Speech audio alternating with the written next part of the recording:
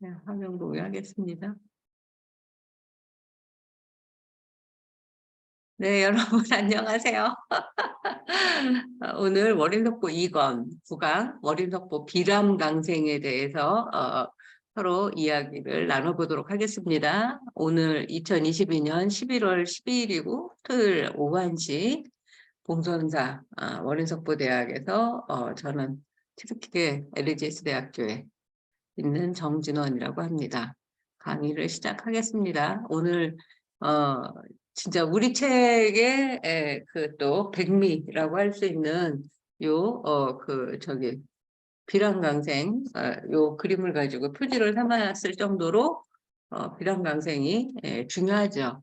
그 사이에도 중간중간 이 비람강생에 대한 이야기를 굉장히 많이 했어요. 근데 이제 금강경 백독, 뭐 천수경 백독, 만독 하듯이 해 보시면 좋겠다라고 생각이 들어요. 어, 지금 이제 석고상절을 또 이제 그 앞세워서 석고상절 제일 처음 발굴된 것이 석고상절 상권을 이제 또 엊그저께 3교가 나왔어요. 보통 한 4교 내지 5교까지는 봐야 지금도 거기 원문 같은 거에 보면 틀린 글자들, 띄어쓰기, 붙여쓰기 잘못된 것들 이런 것들이 계속 무수하게 나와요. 근데 제가 아시다시피 한 열흘 동안 거의 그냥 뭐 그냥 거의 혼수 상태로 지내다가 보니까 정말 그 강의도 온라인으로 겨우겨우 했어요. 그러면서 이제 병에 대한 그 사문유관에서 사문유관이 우리는 생로병사를 알려줬다고 하지만 생로병사를 알리지 않아요. 사문유관에서는 노병사 그리고 비구스님을 만나서 출가하게 되는 계기 이렇게 사문유관의 내용이 나와요. 근데 그 노는 흐르는 물과 같아서 늙음은 아무도 면아리가 없도다 이렇게 이제 갈파를 하셨고 시달다 태자가 그리고 이제 병든 사람을 보고서는 입에 번뇌를 못 참아서 병이 드는구나라고 이제 그 또 설파를 하셨어요.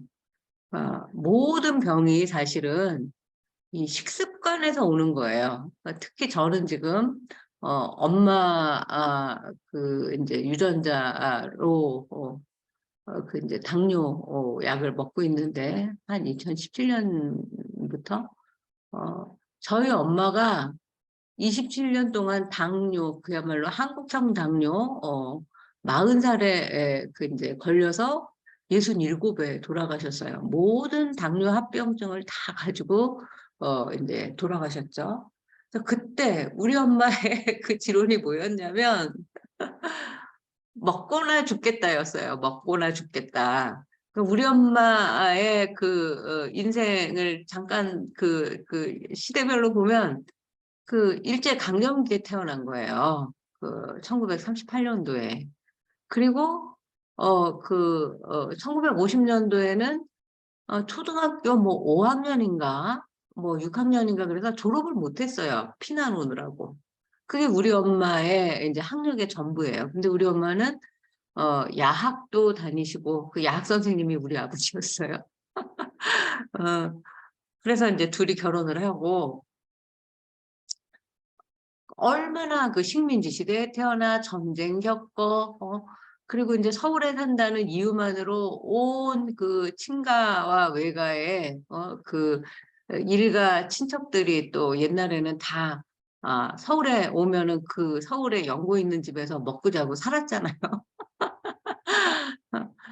진짜 한 번도 그 제대로 맛있는 것을 배불리 먹지 못하고 살다가 40살 정도 돼서 겨우 먹고 살만해졌는데 못 먹는 병에 걸린 거예요. 그러니까 우리 엄마가 나는 먹고 죽을 테다 이렇게 말하는데 그걸 아무도 말릴 수가 없었어요. 어, 그래서 그때 그 식습관 조절을 잘했으면 지금까지 살아계실 수도 있겠죠. 근데 그때는 당뇨가 뭔지도 몰랐을 때 우리 엄마가 거의 초기 그 환자라서 언제부턴가 막 콜라를 너무 많이 드시면서 또 우리 이 오남매였는데 아이들 안 줄 수 없으니까 온 가족이 콜라 중독에 빠진 적이 있었어요. 근데 글쎄 지금 또 인제 엄마 나이 가까이 되면서 돌아가실 때 '나라도 그러지 않았을까?' 라는 생각을 하게 돼요. 저도 사실 뭐 여기 이슬람 사회에 오니까 저는 사실 술 마시는 분위기를 되게 좋아했는데 한 50 대부터는 제가 스스로 인제 저녁 모임에 안 나가기 시작했던 것 같아요. 그때 되면 인간관계도 다 노병사가 들기 시작해서 한 어 50대 후반 제가 인제 쪼끔 이런 책으로 이렇게 뭐 뭐 뉴스 뭐 불교계에 뭐 이렇게 좀 나오고 뭐 이럴 때부터 이상하게 인간관계가 다 대폭 박앤세일해서 정리가 확 다 되더라고요. 그래서 집에 있을 때는 그냥 혼술? 이라고 할 만한 지금 홍삼차를 마시고 있는데 그렇게 인제 했었는데 이 이슬람 사회에 와서는 제가 지난번에 국제학술 대회 했을 때 한국인 남자 교수님 인제 뭐 내가 여기 옛날에 왔을 때 조교로 도서관 책 모아주고 했던 사람이 고려대 교수님이 되셨어요. 그래서 인제 추억을 되새기며 여기 이슬람사에서는 술을 살 수 있는 슈퍼가 딱 한 군데 있어요. 미그로스라고. 거기 가서 10병 와인을 사다 놨어요. 근데 지금까지 거들떠도 안 봤어요. 그러면서 인제 음식에 대한 조절 같은 걸 저는 이제 하려고 하고 또 터키에서는 그렇게 뭐 그 내가 챙겨서 먹어야 되거나 여긴 배달도 안 돼요, 학교 안에라서. 할 줄도 잘 모르고 그러니까 늘 아침에 일어나면 배가 고픈 삶을 살게 돼요. 제가 주로 야식 증후군이 있어서 이 먹는 입의 번뇌 얘기를 지금 오래 하고 있는데 그래서 그런 걸 보면서 '아 인간은 정말 입의 번뇌를 못 참아서 병이 들어서 결국은 늙음과 결합해 갖고 죽게 되는구나.'라는 이야기를 제가 아주 그냥 온몸으로 심신으로 느끼고 있어요. 그리고 인제 남편을 간병하면서 느낀 거는 이 먹는 것과 이 배설의 중요성. 결국은 배설과 이 호흡에 달려 있구나. 사람들 불교에서 늘 인제 뭐 지관이라는 것도 그렇고 인제 들숨과 날숨 그 한순간에 생사가 달려 있다라는 말을 하잖아요. 요번에 남편이 저에게 그것을 가르쳐 주고 간 것이 아닌가라는 생각을 합니다. 오늘은 비랑강생 내용이 좀 길어서 바로 들어가도록 하겠습니다. 네. 8번째 이야기 카필라국 룸비니 비랑강생 이야기. 팔상도의 첫 번째 그림은 우리가 공부했어요. 도솔레의. 그거는 월인석고 1 권에 인제 주로 나왔었죠. 그리고 2 권에 쪼끔 이어지다가 지금 이 비랑강생을 하면서 그 안에 뭐 여러 가지 뭐 뭐죠? 육입에 대한 거 12 년에 대한 거 공부했어요. 오늘은 팔상도의 두 번째 그림 비람강생의 이야기가 시작됩니다. 비람은 가비라국의 비, 룸비니 동산에 룸이 한자가 없기 때문에 람비니를 한 글자씩 따서 람을 줄임말이다. 곧 시달타 태자가 카필라죠. 가비라, 카필라. 바스두를 이제 생략한 거고 라고 부르는 나라의 룸비니 동산에 내려와 태어나셨다. 이게 이제 비람 강생이죠. 그걸 4글자로 줄인 거예요. 지금 애들이 뭐 별걸 다 줄여 그래서 뭐 별다줄 뭐 얼어 죽어도 뭐 아이스 아메리카노 뭐 얼죽아 뭐 이런 말을 이 옛날에부터 썼던 거예요. 그래서 처음에 불교할 때 불교 공부 처음 들어갔을 때 저는 뭐 스님이나 뭐 이렇게 저기 아 전문가들이 가르쳐 주는 어떤 경전의 그 어떤 본질에는 별로 관심이 없고 제가 말에 관심이 많고 언어학이 전공이어서 그런지 남들은 뭐 별로 궁금해하지 않는 게 저는 그렇게 궁금했어요. 왜 룸비니를 람비니라고 할까? 그게 너무 궁금했었어요. 그 한자가 없기 때문이라는 걸 이제 나중에 좀 알았고 또 이제 대만의 불광산사에 갔더니 저는 아직 안 가보신 분들은 대만의 불광산사 한번 꼭 가보시라고 어, 말씀드리고 싶고 아침 예불에 꼭 참여해 보시라고 얘기해 드리고 싶어요. 사부 대중이 똑같이 그 가사를 수하고 똑같이 여법하게 그 길지도 않아요.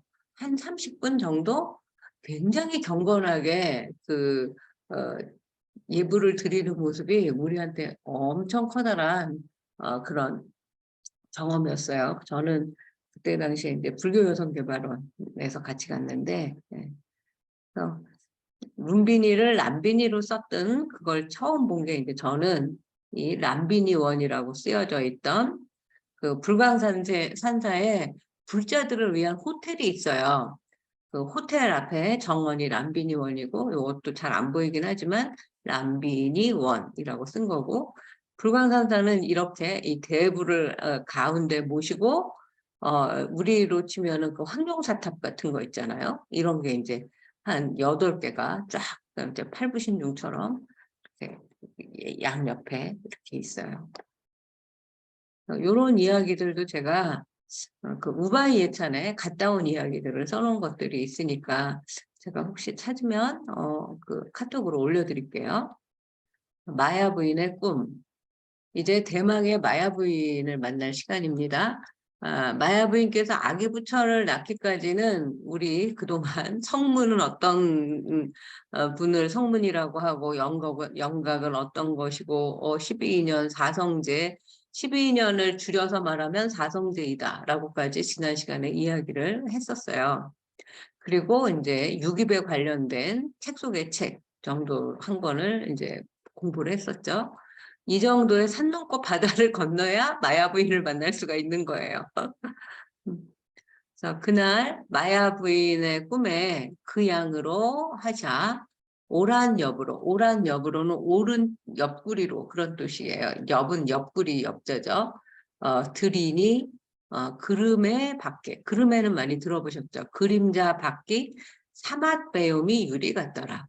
사맛 뭐 나란 말씀이 중국과 중국에 달아 서로 사맛띠 아니할세 할 때 사맛 서로 통하다 관통하다 관통은 그냥 뭐 화살로 쏴서 뭐 관역에 명중시키는 것도 관통이라고 할 수 있지만 이거는 뭐 바다를 예를 들면 바다 밑바닥까지 다 해저까지 그 훑어서 통하는 거 그것이 사무치다라고 그 월운 조실의 스님께서 우리에게 가르쳐 주셨어요. 그래서 저는 지금도 이제 그 유튜브로 그 통신강원 시절에 스님께서 이렇게 강의했던 것들이 올라오고 있어요. 그래서 여러분들이 그 불경 한문 공부를 하시려면 그걸 꼭 들어보시라고 권하고 싶고 또 저기 뭐야 불경 한문을 할 줄 알면 이 훈민정음 불경을 훨씬 200%더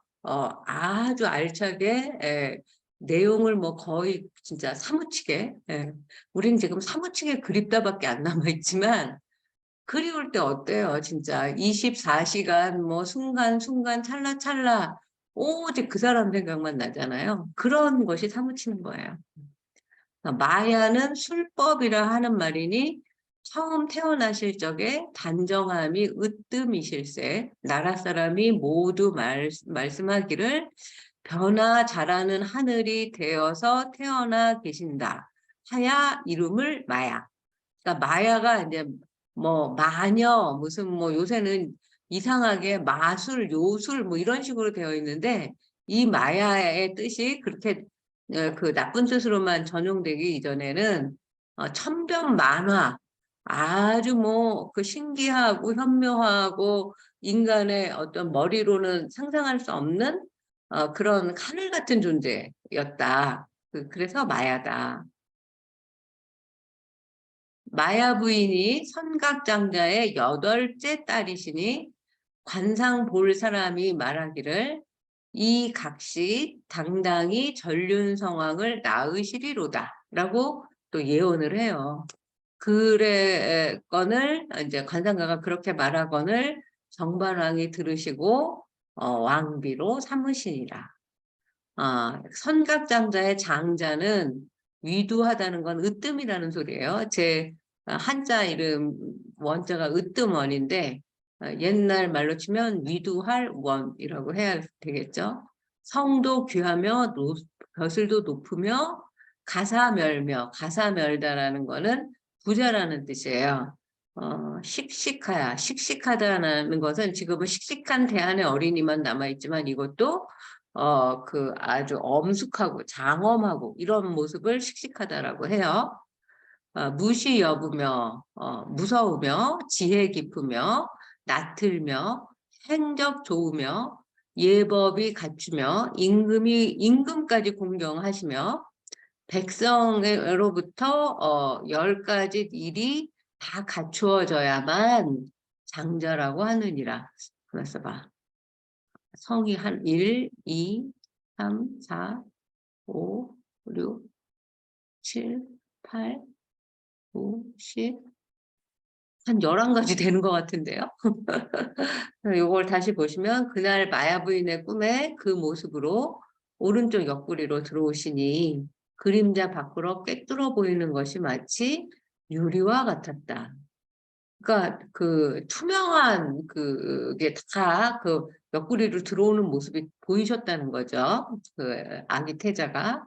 마야는 술법이라 하는 말이니 처음 태어나실 때 단정함이 으뜸이 되어서 나라의 사람들이 모두 말하기를 변화 잘하는 하늘이 되어 태어나셨다고 하여 이름을 마야라고 하였다. 마야 부인은 성각장자의 8째 딸이시니 관상 보는 사람이 말하였다. 이 아가씨 마땅히 전륜성왕을 낳으시리로다. 정반왕이 이 말을 듣고 왕비를 삼으셨다. 장자는 으뜸이라는 뜻이니 성도 귀하며 벼슬도 높고 부유하며 위엄이 있어 무서우며, 무서우며는 약간 카리스마 있으시며 이 정도로 바꿔줘야 될 것 같아요. 지혜 깊고 나이가 들었으며 행적이 깨끗하며, 아까 낯틀며가 낯살이나 먹은 사람이 왜 이러십니까 할 때 낯살 해서 지금은 나이로 이가 됐지만 옛날에는 히읗이었나 봐요. 그래서 나이 들며, 그래서 낯틀며가 되는 거예요. 여기 다시 보실게요. 여기 낯틀며. 이런 우리말을 이렇게 분석할 줄 아는 이제 능력도 나중에 생겨요. 행적이 깨끗하다. 예법을 갖추고 임금이 공경하시며, 까지 하면 10개지만 백성이 잘 따르는 하면 11가지 아니에요? 10가지를 갖춰야 장자라고 하는 것이다. 그래서 뭐 수다타 장자, 우리가 수달 장자라고 부르는 기원정사 만드는 그 사람도 이런 것들을 갖췄어야 이제 성이 귀하면 뭐 이제 브라흐만이나 뭐 크샤트리아 정도 돼야 될 것 같고, 벼슬도 높아야 되고, 일단 재력이 있어, 곡간이 풍족해야 인심이 나죠. 곡간이 비면 인심도 사라집니다. 그것이 또 그 사람을 위험 있게 만들고, 근데 곡간을 아무리 가득 채워도 쓰는데 인색하면 이 사람을 장자라고 부르진 않죠. 그 돈을 어떻게 잘 쓰느냐가 앞으로 여러분들 인생의 관건이에요. 지금 이제 그런 생각을 많이 하게 되는데, 제가 요번에 좀 아프면서 제가 이제 가지고 있는 그 것들을 요새 또 이제 남편 일로 이렇게 이제 상속 처리 같은 걸 하다가 왔잖아요. 그래서 앞으로 이제 내가 남은 생을 어떻게 살아야 잘 살까라는 생각을 이제 많이 하고, 남편이 일찍 가셨으니까 남편의 수명과 남편이 하고 싶었던 일, 해야 할 일까지 내가 이어서 이제 그 하라는 숙제를 받았다고 생각을 하고 있어요. 그래서 뭐 그렇게 많지 않은 뭐 그런 이제 재산이긴 하지만 일단 집에 있으니까 그런 것들을 어떻게 잘 활용하고 이걸 내가 떠매고 갈 일이 아니지 않습니까? 그렇다고 저는 그래서 이제 결론적으로는 저와 같은 이렇게 평생 공부하지만 정규직 교수에 이렇게 들어가지 못한 아주 너무나 훌륭한 인문학자들이 진짜 요새 젊은 나이에 많이 돌아가시고 계세요. 그래서 그런 분들에게 이렇게 후원을 하면 어떨까라고 이제 막 생각을 하고 있어요. 그래서 그러면 어떤 그 사람에게 후원을 할까? 또 곰곰이 생각해 봤는데 나 같은 사람이었어요. 그래서 일단 나한테 잘해주자, 내가. 얼마 전에도 바로 며칠 전에도 작년부터 계속 저한테 무슨 상을 주겠다는 거예요. 그렇다고 지원서를 내라고 해요. 그러면 결론은 항상 내가 들러리로 이제 뭐 최종에서 탈락 뭐 이런 식으로 그래서 내가 이제 섭섭하기도 하고 사람 연거푸 지금 2년째 이런 일이 생기고 그래서 조금 속상하다가 가만히 생각해 보니까 지금 내 나이가 상을 줘도 모자랄 나이고 심사위원장을 해도 모자랄 나이에 내가 어디 가서 상을 받겠다고 그런 거를 지원하란다고 지원을 하고 있나 또 이런 생각을 하게 됐어요. 그래서 이제 제가 이번 일을 기화로 다시는 그런 데 공모하란다고 해서 공모하지 않겠다라고 여러분들한테 약속을 합니다. 근데 이제 한편으로는 여기 이제 지금 2년째 이 터키에서 이러고 있으니까 불교계에서 자꾸만 이제 좀 잊혀지는 것 같아요. 멀리 있으니까 이건 안 되겠지, 저건 안 되겠지. 먼저 그들이 재단을 해가지고 나한테 물어보지도 않고 여기서도 뭐 국제학술대회 같은 데 갈 수 있고 다른 나라에서 이렇게 특강을 초청하면 갈 수도 있어요. 근데 이제 그런 것들이 이제 우리나라 사람들한테는 아직은 이게 이제 익숙하지 않으니까 그런 것 같아요. 음. 그래서 이렇게 또 그냥 잊혀지거나 사라지면 어떡하지라는 생각이 또 듭니다. 아직까지 이 불교계의 이 석보상절 월인석보 삼국유사를 알릴 사람이 어쨌든 제 몫을 해야 된다고 저는 지금 생각을 하고 있기 때문에 음, 그래봤자 음, 이제 뭐 한 6, 7년 남았나요? 저는 한 70까지 생각을 하고 있습니다. 그래서 여러분들이 진짜 일당백으로 저한테 열심히 같이 강의 들으시고 공부하시고 이걸 많은 분들한테 전파해 주시면 좋겠어요. 드디어 도솔천의 호명보살은 마야 부인의 오른쪽 옆구리로 들어오는 태몽을 통해서 인간 세상으로 내려오십니다. 마야 부인의 이름 마야는 변화. 여기 이제 우리 책 그날 마야 부인의 꿈을 시옷기옥이라고 썼어요. 이걸 된 시옷이라고 불러요. 된 소리가 나게 하는 시옷이다. 꿈에 그 양으로 그 모습으로 하셔서 오란 여부로 들으시니 그림의 밖에 그림자 바깥이 사무쳐서 보이는 것이 유리같이 투명하더라. 그리고 이제 비랑강생의 이제 옆 페이지죠. 그래서 9마리 하나 둘 셋 넷 다섯 여섯 일곱 여덟 9마리의 용이 이제 구룡 토수에서 이제 어, 연못에서 목욕을 쉽게 시키시는 그런 모습이고 뭐 이제 재석 하늘의 신들이 와서 이렇게 위호하고 있는 모습이고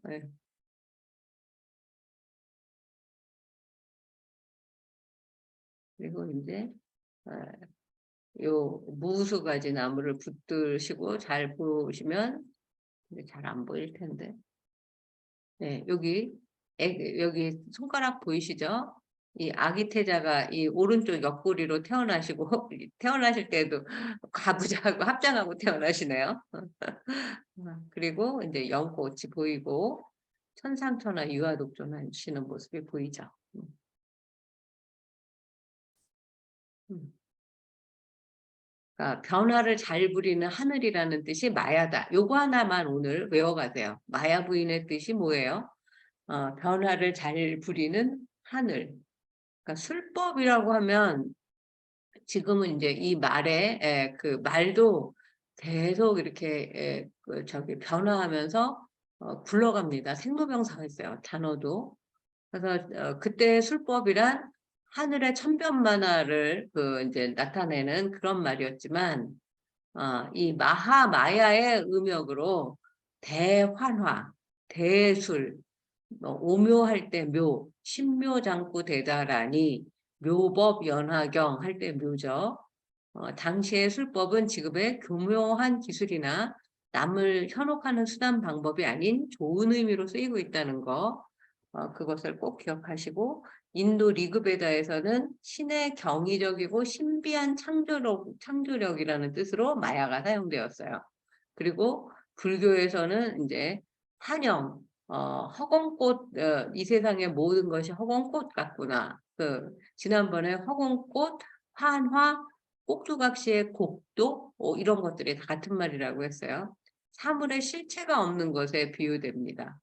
대승기실론을 이제 찬술한 마명존자는 마야 부인을 다음과 같이 묘사하고 있어요.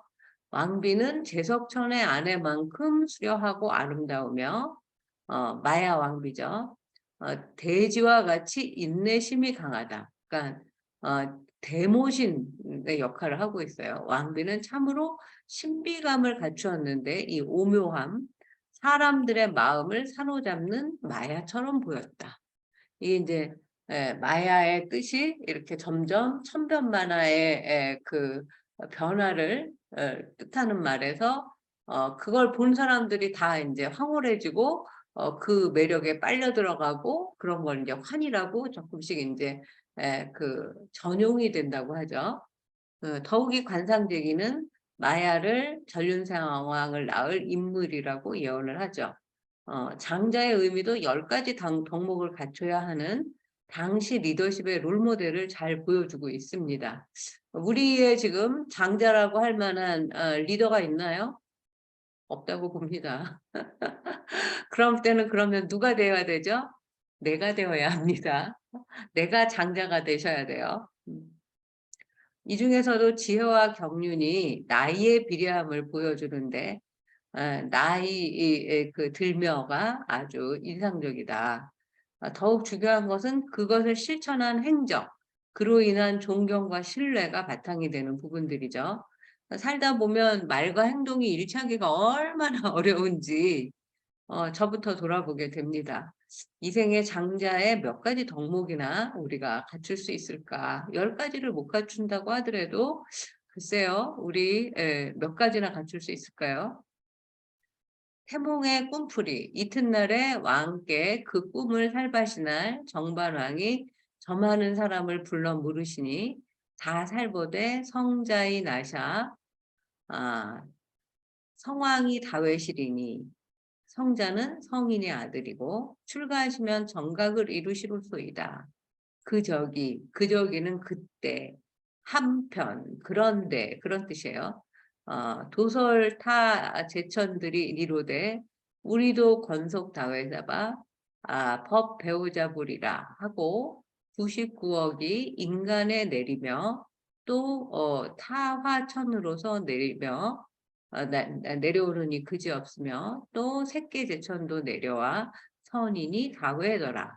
그러니까 아기태자 하나 그 사람 그 호명보살 한 보살만 지상에 내려온 게 아니라 그 당시에 이 호명보살을 위호하는 이 지금으로 치면 이제 그 시위대 지금은 뭐 이제 그 보디가드라고 해야 될까요? 그런 사람 저기 뭐야 이 보살들이 이렇게 하늘에서 많이 내려왔다. 이튿날에 왕께 그 꿈을 말씀드리니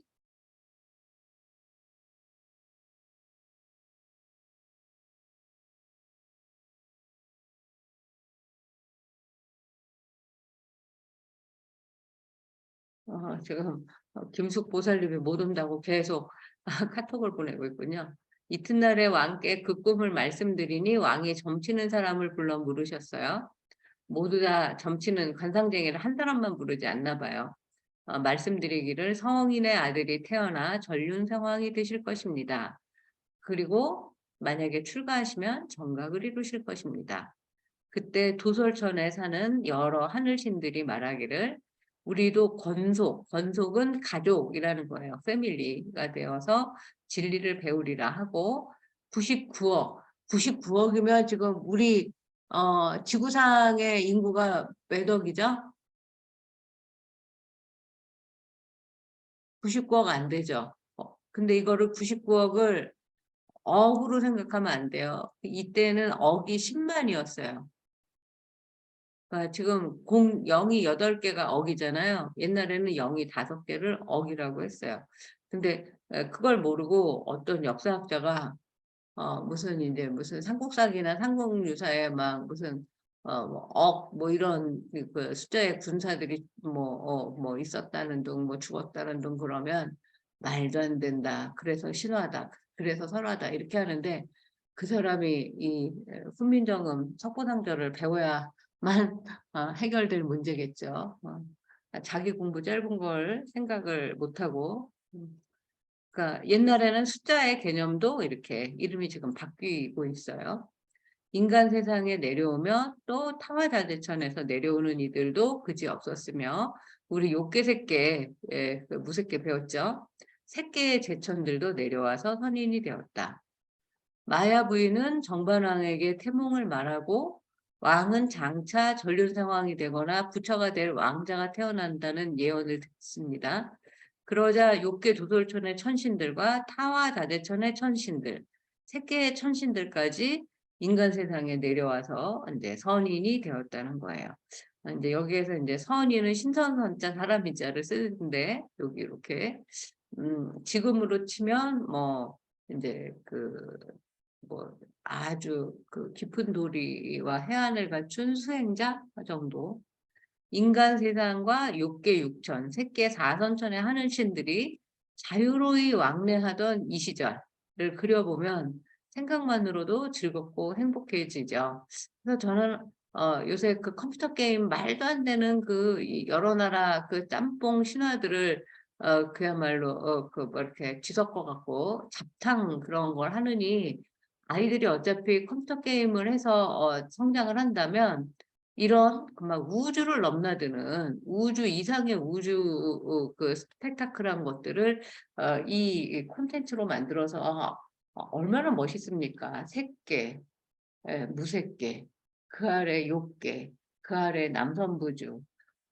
그 정말 우리 우주 그러면 그냥 지구를 둘러싸고 있고 무슨 해와 달이 있고 천왕성, 명왕성, 화성, 목성 이거밖에 생각을 못 하지 않습니까? 근데 이런 여기에도 사람이 살고 있었는지 지금 탐사하고 있는 중인데 막 99억의 이제 천신들이 내려오고 있어요. 거기에서. 그러니까 지금으로 치면 천왕성, 명왕성, 화성, 목성에서 이렇게 내려온다고 봐야 되겠죠.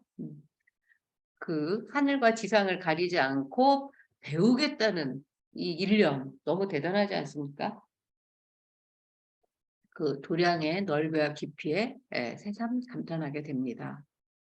월인청강지곡 15장이었어요. 이 비랑강생 노래가 한 곡절을 쓰고 나서 그 15장 하나에 12연기의 무명, 행식, 명색을 시작으로 육입에 대한 이야기로 책을 한 권 쓰고 그 육입의 주체인 내 육군과 육경을 이제 접촉하고 받아들이고 가래가 생기고 집착이 생긴다는 12인연을 계속 이야기를 하면서 이 집착이 미혹과 행위에 이제 나타나서 유가 되고 이 유양의 갑오신이 생겨서 태어나고 노사를 겪게 되는 이 12가지 어려운 불교 철학적인 내용을 우리가 사성제 고집열도로 이제 크게 나눌 수 있다라고 얘기를 했어요. 그렇게 도도한 12연기의 세계를 풀어놓고서야 마야 부인의 아들이 석가모니가 되실 이제 태몽으로 시작을 하고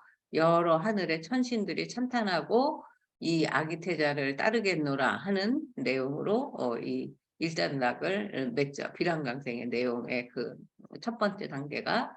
그러면 이제 태몽으로 해서 태중에 들어왔어요. 그 태중의 아기 부처는 어떠신가? 그 태몽을 시작으로 태내의 부처 활동과 삼천대천 세계의 상서로움이 펼쳐집니다. 이게 이제 머린속고 오늘 16장을 공부할 거예요. 이 그냥 1, 2, 3, 4로 하니까 이게 별 의미가 없어 보이지만 15장은 비람강생 그 노래, 16장은 삼천대천이 밝으며 루전이 이루어지거늘이에요. 그러니까 다랑 루자에다 궁전 전자죠. 건뇽의 어마님 모르시니.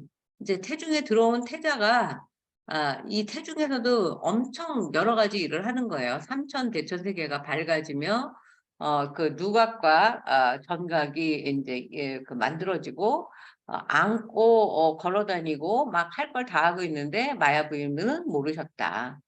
제불보살이 오시며 천과 귀가 붙잡건을 밤과 낮과 법을 이루시니. 그러니까 그 지금 욕계색계에서 제불보살이 내려오시고 또 하늘과 귀신까지 다 이 태중에 그 아기 부처에게 설법을 듣고 또 밤낮으로 그렇게 또 법을 설하셨습니다. 태중의 부처님의 활약이에요.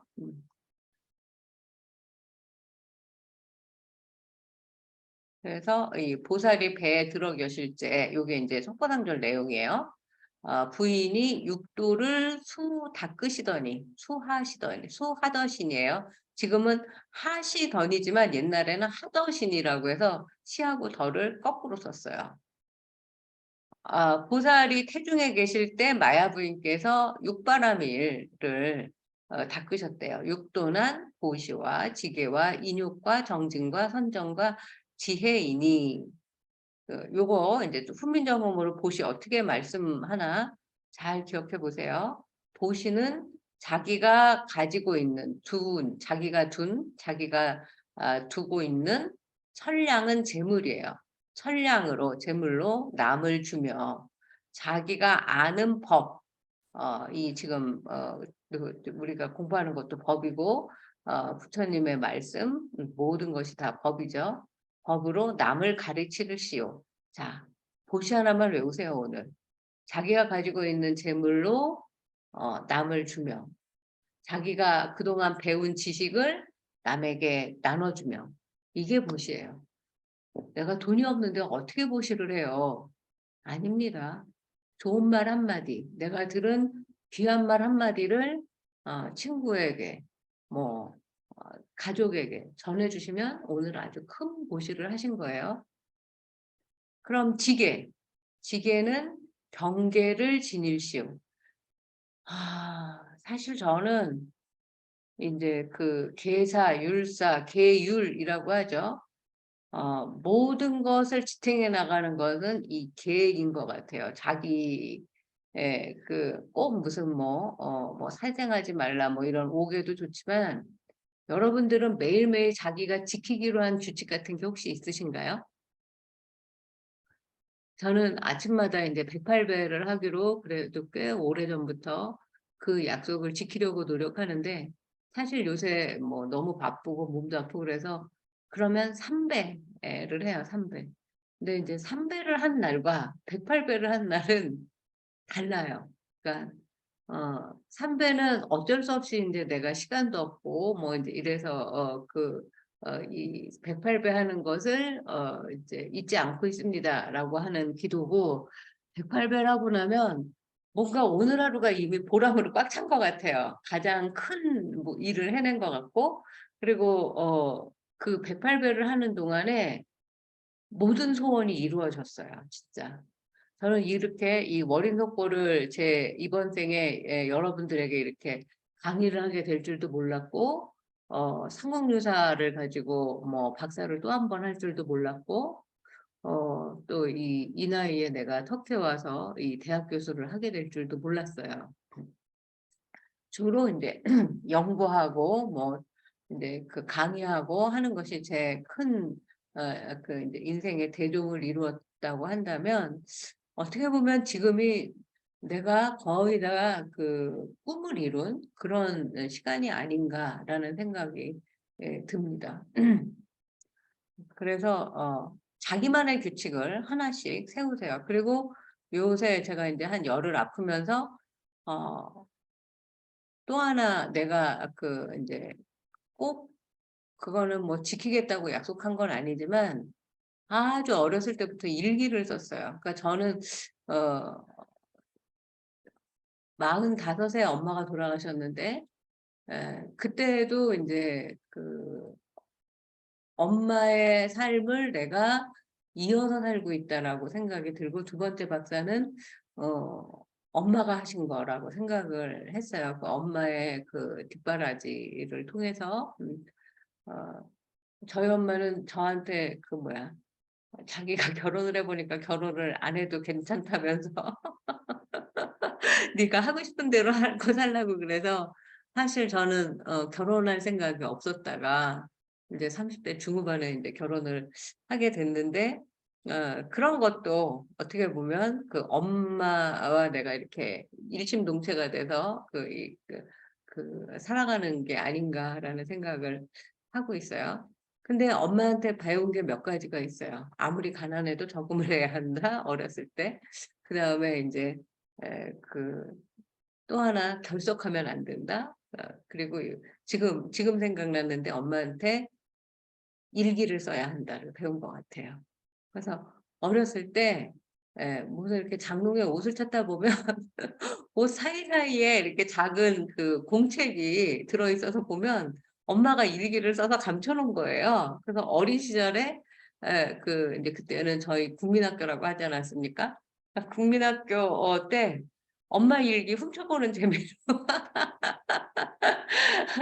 살았던 것 같아요. 그래서 엄마가 그 인제 글도 잘 쓰고 그림도 잘 그리고 정말 진짜 시대만 잘 타고났으면 저보다 진짜 뭐 10배 100배 훌륭하신 분이 됐을 거예요. 근데 인제 그때 그 여동생이 한 그 이모가 인제 행방불명이 돼서 그 동생을 그리워하며 쓴 글들이 굉장히 많았었는데 그리고 인제 자기를 가르쳐 준 선생님에 대한 뭐 그런 편지 쓴 것들 뭐 이런 것들을 보고 제가 국민학교 인제 5 학년을 마칠 땐가 뭐 그 엄마의 그 인제 잘 쓴 문장 구절을 기억을 해 가지고 그걸 선생님한테 썼다가 이 글을 누가 썼느냐고 나한테 계속 그 선생님이 누구 어디서 베껴 왔냐고 끝끝내 엄마 거라는 말을 못 했던 그런 기억이 나네요.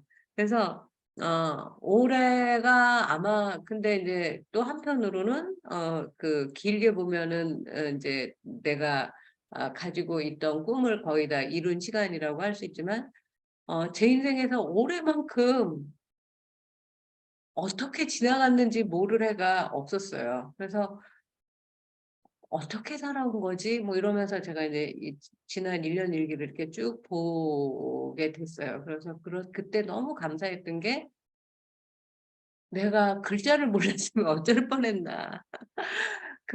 진짜 하루하루 닥쳐오는 그걸 어떻게든 인제 해결하려고 인제 계속 살다 보니까 이 11월 인제 중순이 된 거예요. 근데 그때그때마다의 그 감정 토로라든지 메모라든지 뭐 이런 것들이 있으니까 이게 이제 실에 한번 쫙 꿰어지는 것 같으면서 내가 이번 해를 얼마나 정신을 놓지 않으려고 애를 쓰면서 살아왔는지 그리고 인생의 쓰나미 같은 이 시간을 어떻게 내가 이렇게 건너왔는지 이런 것들이 이렇게 쭉 객관적으로 보이더라고요. 그래서 여러분들에게도 이 지계를 통해서 자기의 자신을 위해서 글을 기록을 하는 거 글 기록 어 이게 요새 어려우면 요새는 뭐 녹음도 잘 되잖아요.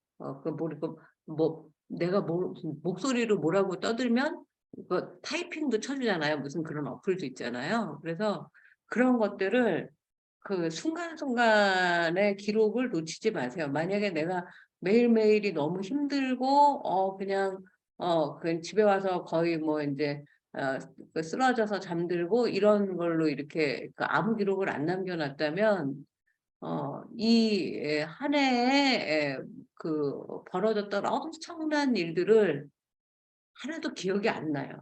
그걸 보기 전까지. 근데 보면 그림을 그리듯이 다시 그릴 수가 있더라고요. 그러니까 꼭 자기만의 지게 규칙 하나씩 오늘 정하시기 바랍니다. 인욕은 사실 지금도 어렵죠. 욕다운 일을 참을시오라고 되어 있습니다. 정진은 정성으로 부처의 도리에 나아가는 것이요. 선정은 마음을 적정히 사랑하야. 여기서 사랑은 생각하다, 사유하다 그런 뜻이에요. 일정한 거예요. 일정한 거예요. 그러니까 집중, 뭐 콘센트레이션 뭐 이런 거예요. 그리고 이제 마지막 단계인 지혜는 못 아는 거 없이 사무쳐 빛을시라. 여기도 또 사맛이 나오죠. 저는 이 사맛이라는 말 참 좋아합니다. 그리고 도는 육도의 도는 건너는 것이니 저가에 저가 뭐예요? 피안. 피안에 건너다 하는 뜻이니 생사는 차안, 인역가시오. 번뇌는 무리요. 열반은 전역가시라. 수행은 닦아서 행할시라.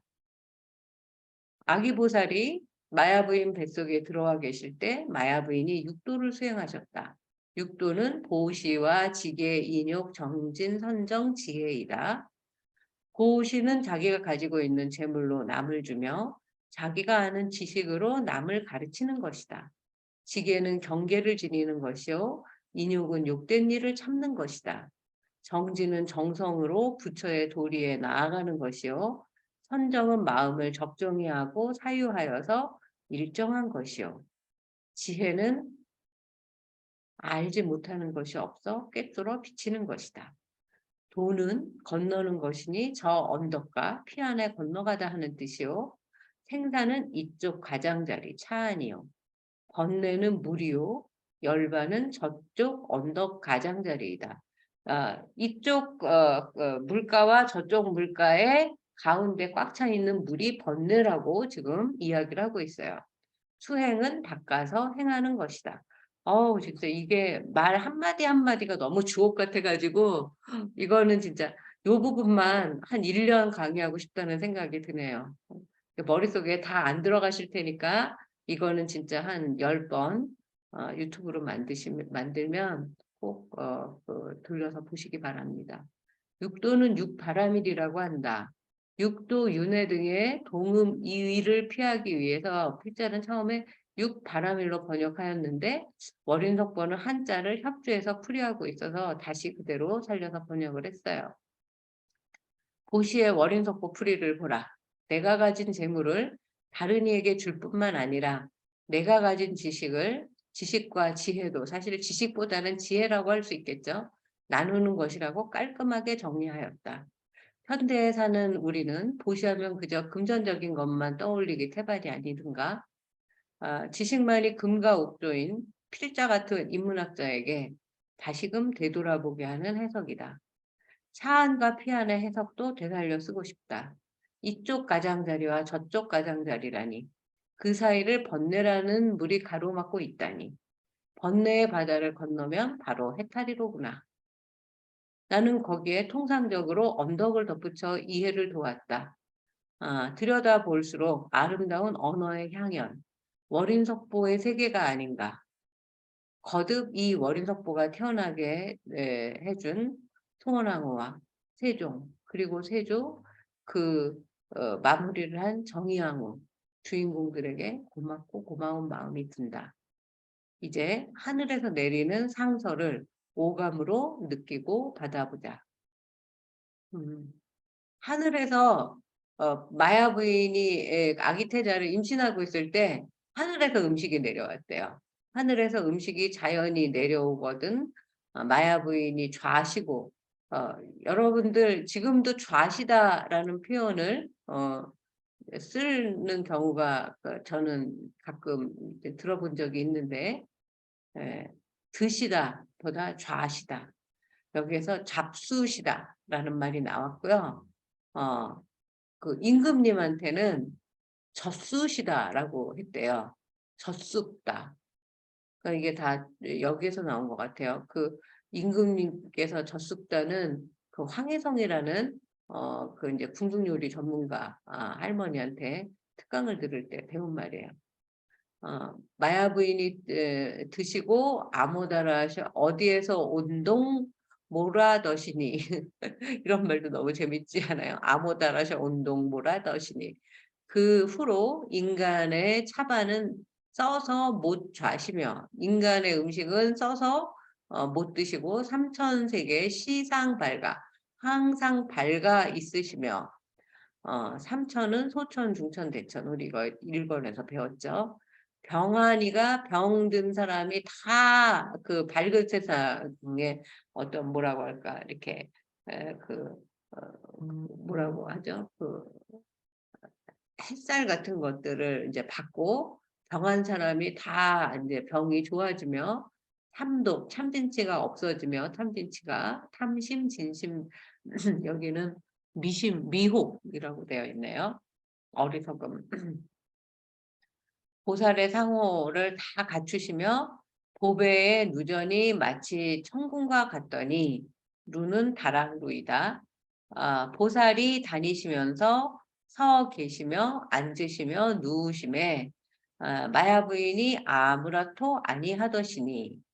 그러니까 이렇게 아기 태자인 호명보살이 태중에서도 그 이제 삼천대천 세계를 다 밝히시고 아픈 사람을 낫게 하시고 탐진치를 없게 하시고 그 보배에 그 궁궐도 막 이제 세우시고 뭐 이런단 말이죠.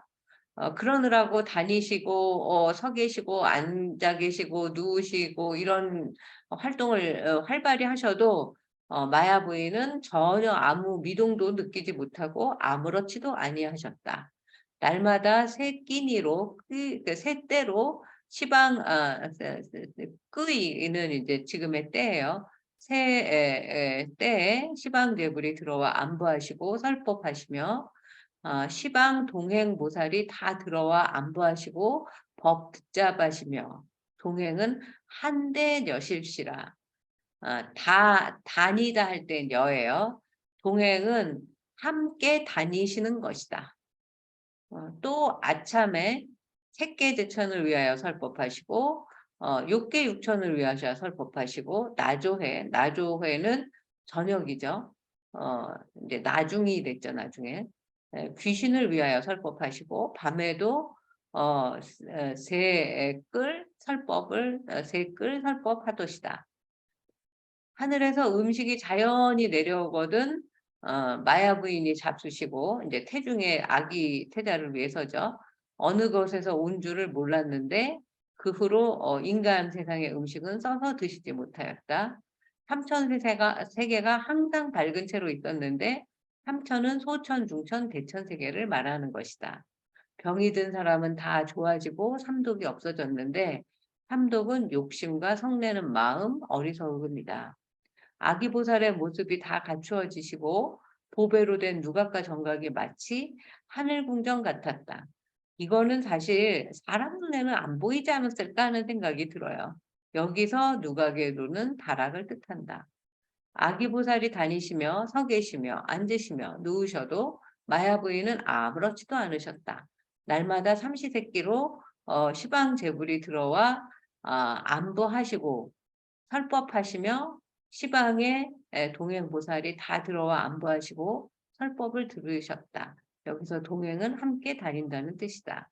또 아침에 새끼의 제천을 위하여 설법하시고 낮에는 욕계의 제천을 위하여 저녁에는 귀신을 위하여 설법하시고 밤에도 3번 설법을 하셨다. 끼 이런 것들이 나중에 그래서 세때에 먹는 밥이 끼니가 된 거죠. 마야 부인의 태안에서 석가모니는 활동을 하고 설법을 합니다.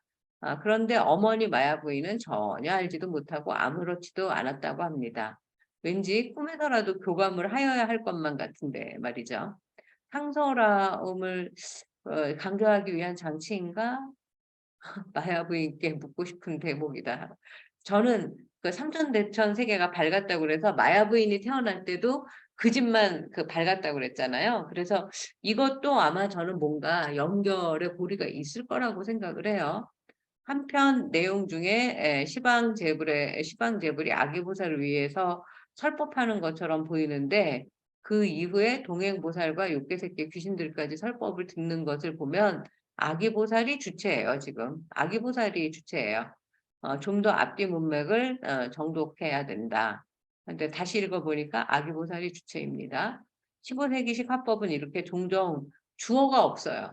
그리고 그 이제 존대하는 게 대우법이라고 부르는데 지금과 달라서 세심하고 주의 깊게 살펴야 합니다. 석가시보에서는 다음과 같이 이 장면에 대한 내용이 나와 있어서 참조할 수 있지만 우리가 궁금해하는 내용은 없어서 여전히 정확하지가 않습니다. 석가시보의 내용을 한번 볼게요.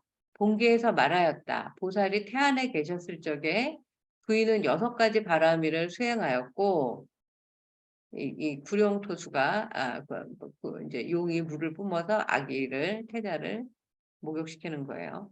하늘의 음식이 저절로 내려왔고 삼천세계는 언제나 광명으로 환히 밝았고 이 석가시보가 이렇게 써 있어요. 병든 자들은 나았고 똑같죠. 지금 우리 석구상절하고 삼독은 그치고 쉬었다. 보살 자신은 뼈마디와 상호가 모두 완전히 갖춰졌으며 가고 서고 앉고 눕는 데 아무런 장애가 없었다. 또 이른 아침에는 새끼의 모든 하늘들을 위하여 설법하였고 한낮에는 욕계, 저녁 때에는 귀신에게 설법하셨다. 이 귀신도 지금 뭐 무슨 그 남양 특집에 나오는 그런 어떤 잡귀가 아니라 이 또 다른 하늘의 다른 편에 서 있는 그런 신들의 이름이라고 보셔야 돼요. 밤에도 역시 새떼, 새끌 아까 그렇게 나왔죠. 새끈이 바른 법요를 그쵸. 지금은 또 끼니를 끈이라고 발음하는 그 방언이 있죠. 법요를 설해서 중생을 이익되게 하셨다. 삼독은 인간 누구에게나 있는 마음이죠. 욕심이 나는 중요하다고 생각해요. 욕심이 없으면 살아갈 의욕이 없어요. 의욕의 욕도 욕심이에요. 그 욕심이 채워지지 않아 화가 나고 그리하여 어리석은 행동을 하고 마는 것이죠. 근데 그 욕심의 어떤 그 단계를 우리가 한번 이렇게 가속도가 붙으면 여기에서 멈춰야 되는데 멈추질 못하죠. 다 그 로또에 당첨된 사람들의 말로가 다 불행한 거 보셨죠? 안 불행한 사람 딱 한 사람 봤는데 그 사람은 뭐 청소부였나? 그런데 끝끝내 자기가 로또에 당첨됐다는 말을 하지 않고 죽을 때까지 청소부를 하고 살다가 죽었대요. 그 사람 하나만. 그 돈을 그대로 지켰고 자기 인생을 지켰다고 저는 그렇게 들었어요. 그러나 한편으로 이 3가지를 지니고 살지 않으면 인생이 제대로 굴러갈까 생각해 본다.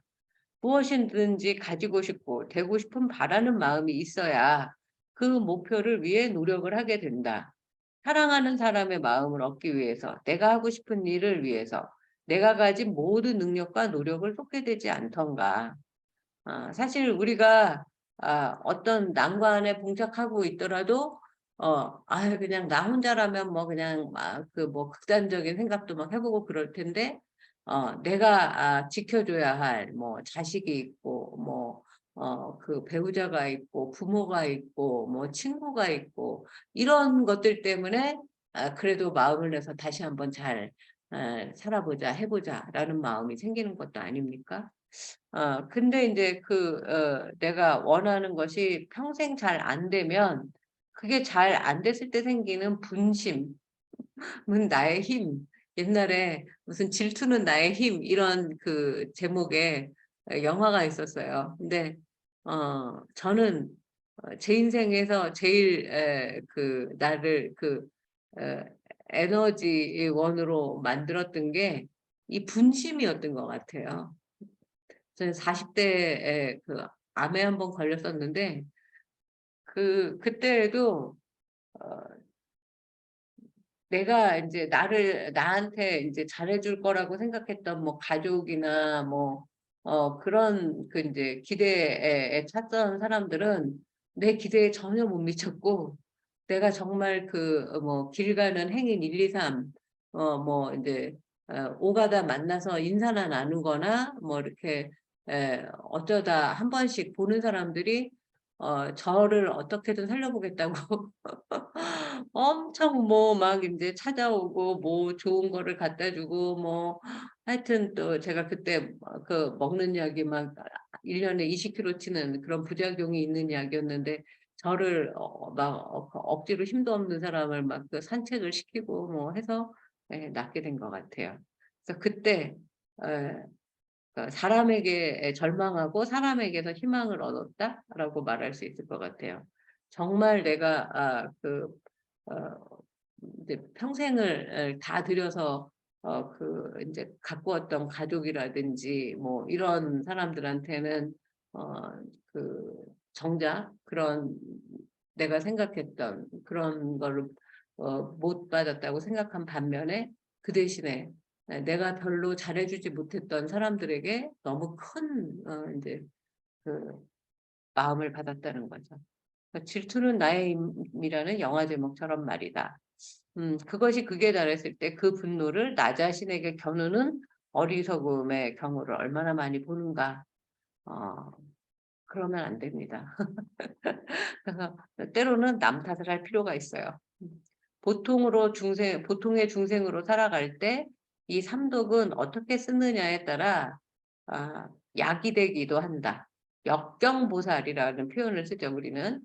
나의 의지나 바램을 거스르는 역경 또는 악지식, 선지식이 아니라 더 큰 발심을 하게 되는 것이다.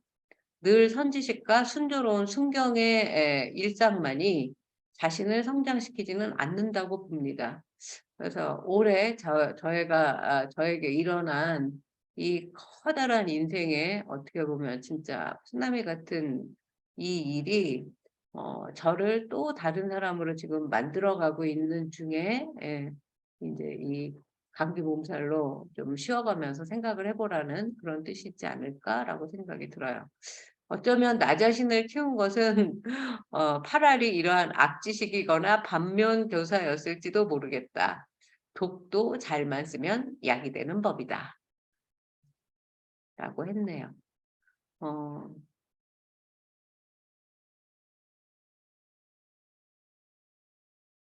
요 17장부터는 오늘 쉬지 않고 했으니까 다음 시간부터 할까요? 오늘 중요한 내용을 너무 많이 해가지고 여러분들이 머릿속에 얼만큼 들어오셨을지 잘 모르겠어요. 아까 지금 이뮤미 선생님 오늘 어떻게 들으셨나요? 예. 짧은 내용인데도 그 내용 중에서 지금 마지막 부분에 있던 그 어떤 신경과 역경 같은 내용처럼 굉장히 뭐랄까 다시 한번 생각해봐야 될 그런 내용들이 또 마음에 와닿는 내용들이 많이 있는 것 같아요. 네. 하여튼 너무나 금과 옥조 같은 삶의 진짜 지혜가 가득 찬 내용이었던 것 같아요. 오늘. 지금 원수연 보살님은 잘 말씀하시기 어려운가요? 예, 교수님, 예, 오랜만에 뵙겠습니다. 교수님, 오랜만에 네. 뵈니까 너무 네. 아프신데 예뻐지셨어요. 약간 살이 좀 빠졌어요. 예, 네. 네, 오늘 그 교육에서 정말 많이 우리가 생각해 봐야 될 정말 그 수행에 이렇게 그런 것들이 다 녹아 있지 않을까 생각해서 많이 새기고 많이 또 이렇게 정진해야 되는 그런 마음가짐을 다시금 되잡게 하는 그런 시간이었던 것 같습니다. 네, 그러니까 오늘 육바라밀 삼독 이거에 대한 이렇게 명쾌한 거는 저도 지금 뭐 책도 썼고 지금 얼마나 많이 강의를 했습니까? 어저께 대충 한번 읽어봤는데 또 이렇게 말로 하면서 이렇게 같이 또 정독을 하니까 또 새로운 거예요. 그래서 이거는 정말 진짜 백독 천독 만독 하겠다는 발언을 하시면 좋을 것 같아요. 네. 지금 오늘 사실 제가 네, 예. 예, 많이 몸이 좀 안 좋아서 요즘 많이 우울하고 있는데 오늘 아, 강의를 들으면서 또 이 네, 또한 네, 저한테 하나의 그 수행의 그 계기가 되면서 마음을 다시 한번 다잡게 되는 계기로 삼겠습니다. 네. 그 참, 그 이제 입원하시고 아직 그 후유증이 좀 계속 남아 있는 건가요? 퇴원하시고. 아니, 지난번에 그 다친 거는 그냥 음, 치료가 돼서 저기 했는데 어, 갑자기 또 무릎이 이제 너무 갑자기 걸음을 못 걸을 정도로 아파져 갖고 요즘 이제 병원 또 그러시구나. 투어를 하고 있습니다, 지금. 아유, 참. 네, 아니, 그것도 나는 하나가 무너지니까 중요하다고, 이렇게 자꾸 네, 무너지더라고요. 중요하다고 생각하고 지금 이제 대부분 다 50대, 60대, 70대 그 분들 아니십니까? 그래서 지금 이 50대가 굉장히 잘 이제 그 마음은 지금 뭐 한 30대 정도 되지 않았어요. 그러니까 맞아요. 그 괴리가 자꾸 이제 막 덤벙거리게 되고 서두르게 되고 그래서 자꾸 넘어지고 다치게 되고 사건 사고가 자꾸 저도 50대부터 계속 그렇게 되더라고요. 그러니까 50대를 중요하게 생각을 하시라라는 말씀 꼭 드리고 싶고 오히려 그렇게 50대에 조금 이제 그렇게